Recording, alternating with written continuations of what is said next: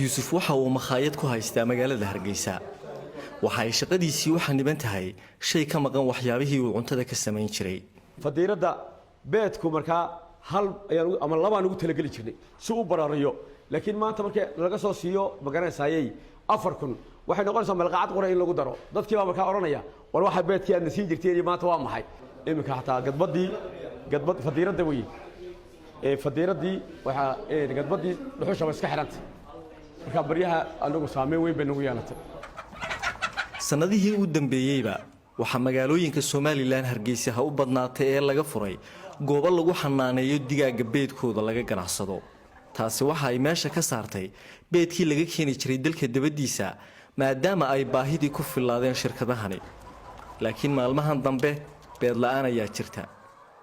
baba jiraba dad ka soo halkan bariga hore ka siinay ka iskaabiyaadka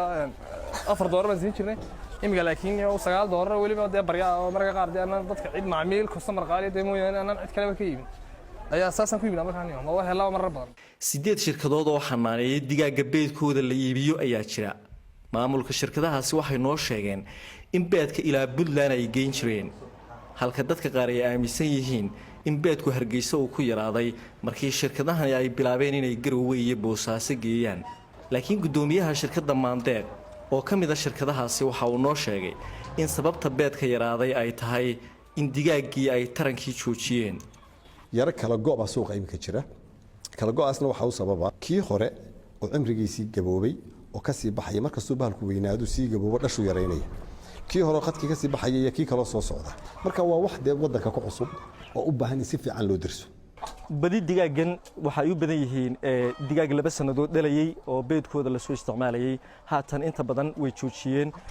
waa xilligii waxay gaareen la qali lahaa ama hilibkooda laga faa'iideysan lahaa waxana maamulku uu sheegay in ay u baahan yihiin inay imaka keenaan digaag cusub oo kale si beedku magaalada uu wada gaaro imaka beed badan kama yimaado dalka dibadiisa oo cashuuro badan ayaa la saaraa kii dalkuna kuma filla dadka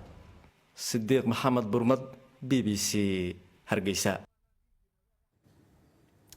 marwalba waxaad nagala socon kartaa BBC Somali Facebook fadlan raadi BBC Somali halkaas oo aad ka heli doonto muuqaallo falanqeyn dheeraad ah iyo wararkii ugu dambeeyay ee Soomaaliya iyo caalamka nagala soco BBC Somali Twitter iyo Instagram